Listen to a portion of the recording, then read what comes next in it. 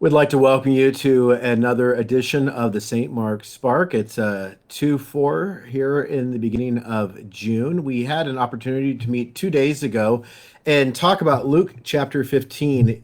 For those of you who participated and were listening to that particular Spark, you know it's a story in Luke 15. It starts off with the story of a lost sheep and a shepherd who leaves the 99 sheep in the wilderness to go find the one lost sheep. It's a story of a woman who has 10 coins, but she loses one of the coins. She turns over the whole house looking for that coin. In both of these cases, there is the rejoicing aspect that sometimes gets missed. The rejoicing of the shepherd who returns with the sheep on his shoulders, and he calls his friends and neighbors together, saying, "Rejoice with me, my lost sheep is found." The woman who calls her friends and neighbors and says, "Rejoice with me, this coin of great value, which was lost, is now found." And so those are the first two stories in a trilogy, in a three-part story that Jesus lays out. Every story Jesus tells is important and it's valuable, but it's not just about the story itself. It's important to read what immediately precedes this, to read what immediately comes before or what comes after, because these are real life situations. Of course, Jesus cares about sheep. Of course, Jesus cares about finding our money or helping us to find those things that are valuable to us. But the most important thing of value to Jesus and as God's own son, we see to God is human beings, is you and I. It is lost sheep, it's lost coins, but it's most importantly, it's about lost people. And so this is the best edition, I think, the best story, the most familiar story in after the parable, the story of the lost sheep, the lost coin. We have the story today of the lost sons.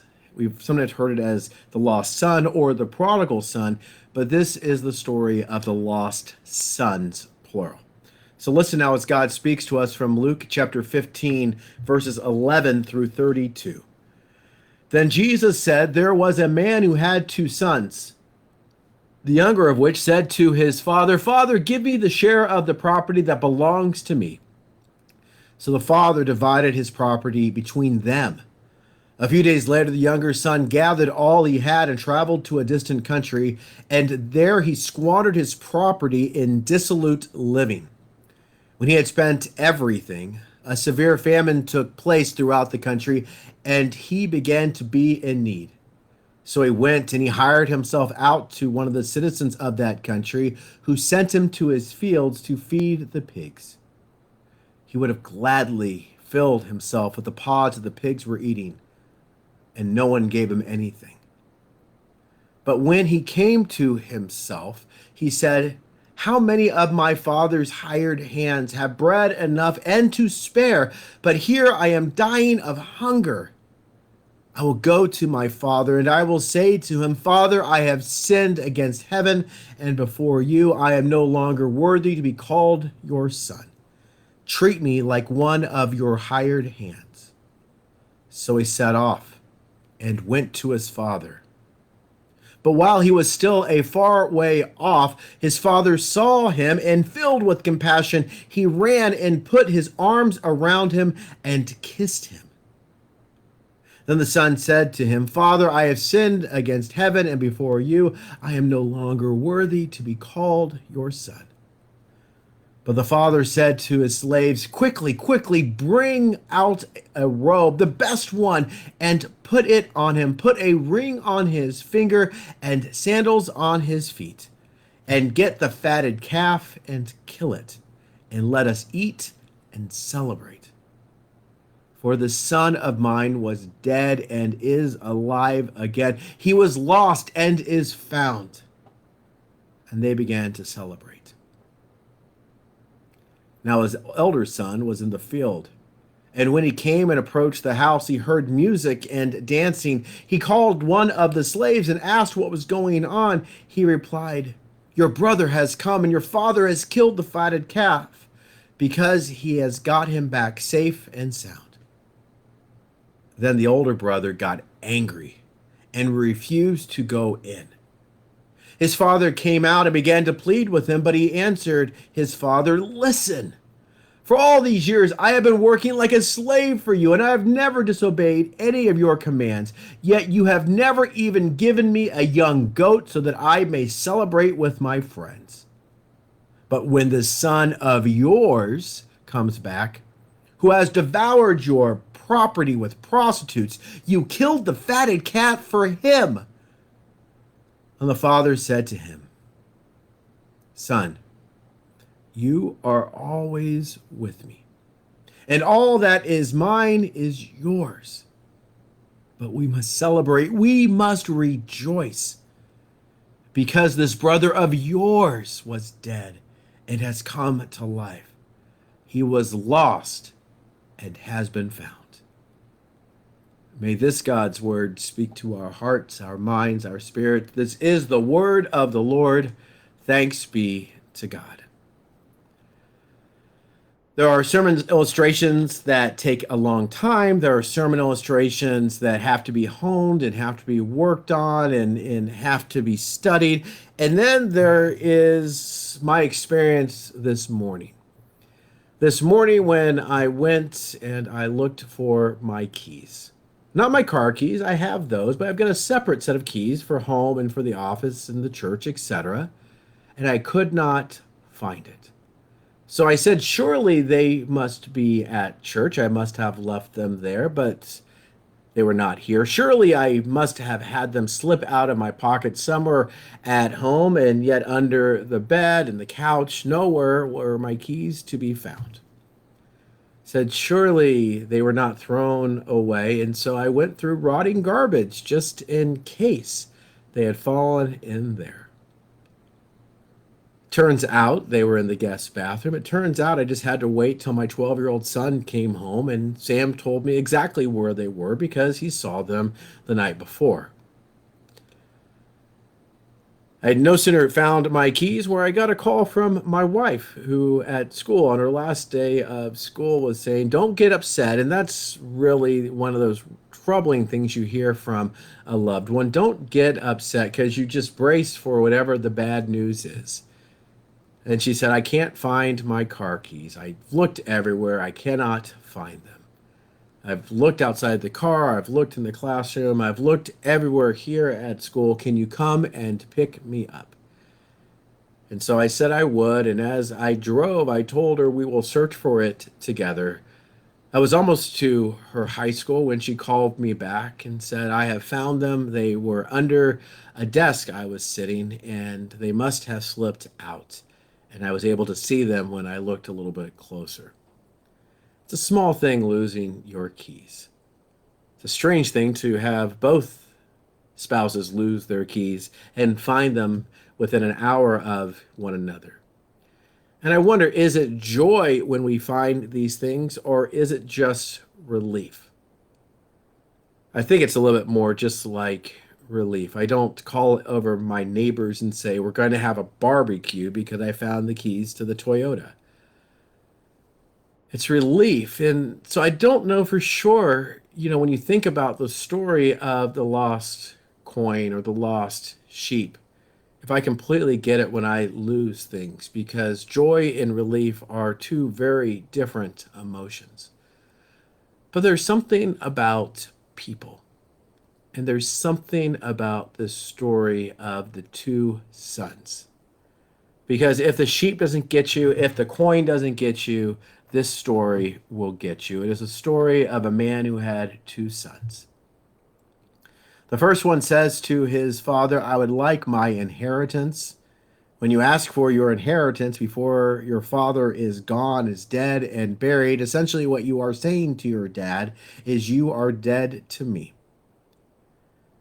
The father does not put up a fight. We do not know a whole lot of the backstory here. I don't know that that is important. But the father divides his property and gives it to both the younger and the older brother. They both get their shares.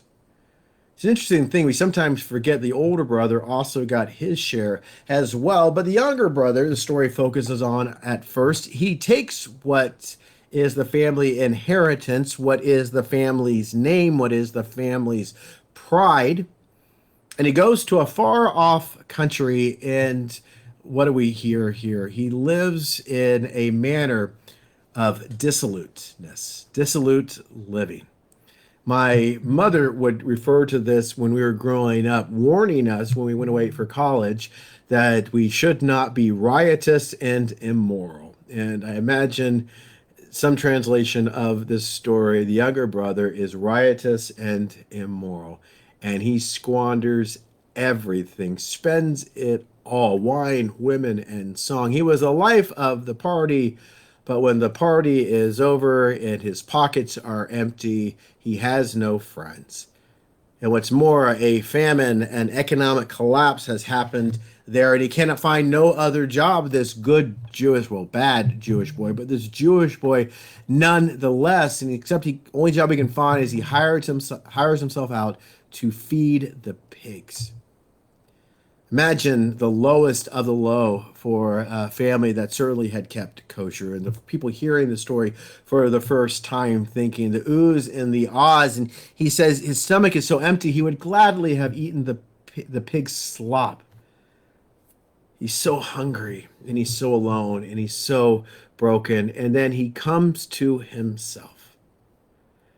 He'll go back. He's not going to go back as the son. That'd be way too much to ask, but he could go back as a servant. He could go back as a worker, because the workers at his family farm, his father always treated well. They had bread enough to eat and then some. I will go back, he thinks to his father, and I will make this grand apology. I have sinned against God and before you. Not your son, but maybe I can be your servant. And so I imagine him the whole way back practicing this. We don't know if this is true contrition of what he actually did, or if this is the hunger that's in his stomach, the hunger that is overtaking him. It is that hunger, I think, that ultimately drives him back home.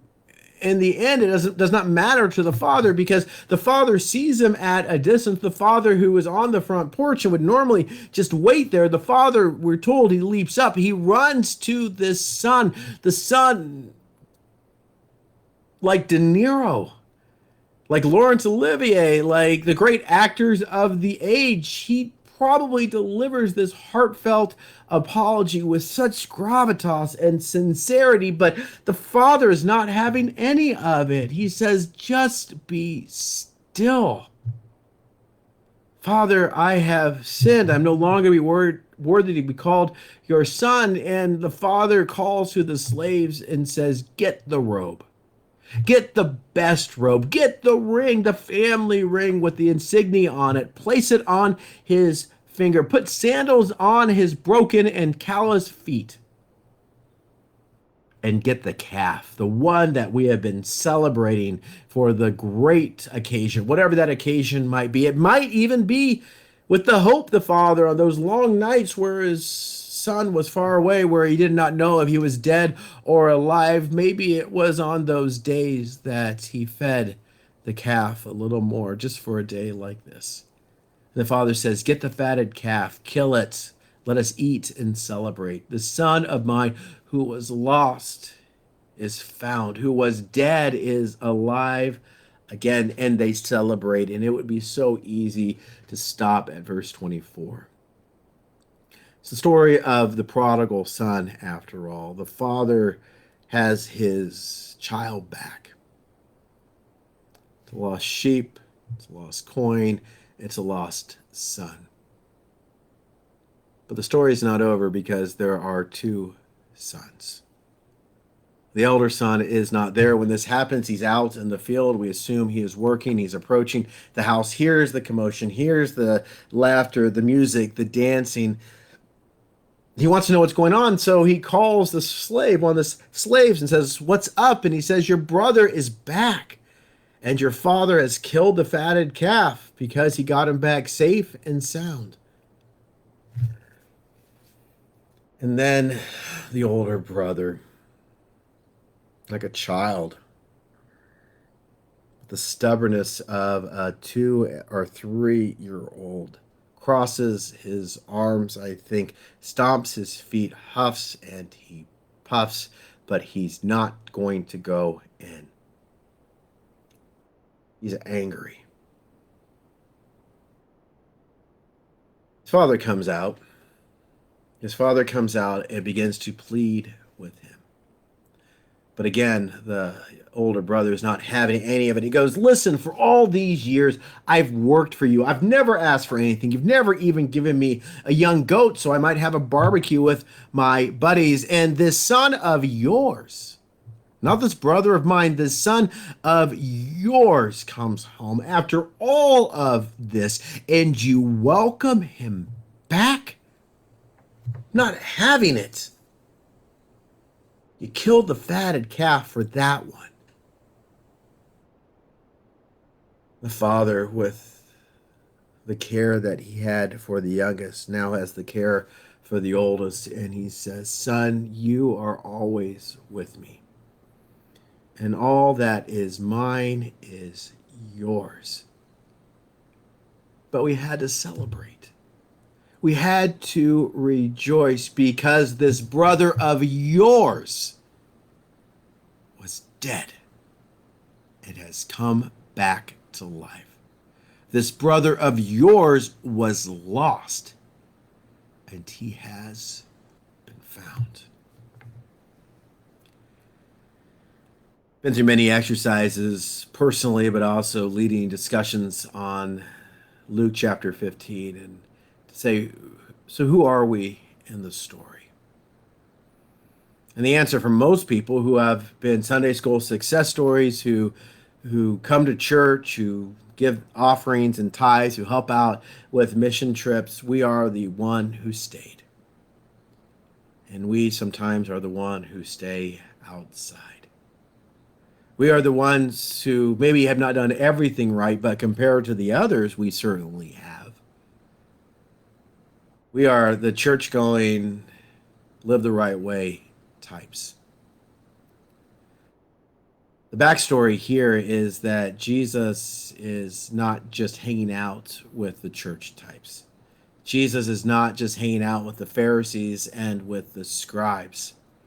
He is spending time with the tax collectors and the prostitutes and the other sinners. And more than that, he's eating with them. And the religious types fold their arms, stomp their feet, refuse to join in these celebrations because that's not the way things are. There are some people in these stories when I have talked to Sunday school groups who say, I'm the younger son. High school, college, young adult years. Something happens beyond that later on in business. Maybe it's addiction. Maybe it was cheating in relationships or cheating in business relationships. And the folks who think that there is no way home. But it seems to me the father in this story did not care about perfectly stated confessions. The father in this story did not care about well-rehearsed creeds. The father in this story heard one thing, and it was the grumble and the cry out of this younger son's stomach, and the cries out of his soul. It is the God who not only welcomes everyone, and everyone means everyone. It is that those times where you are the younger brother, there is a path back. There is rejoicing, there's celebration, there's dancing, there's music, there's the fatted calf. And for the older ones, the ones who pretty much got it right, the ones who think perhaps it is only for us and not for them, we're invited to the party too. We're invited to the celebration too. Jesus says, I have come to seek and to save the lost. And that means the unrighteous, and that means the self-righteous. That means all of them.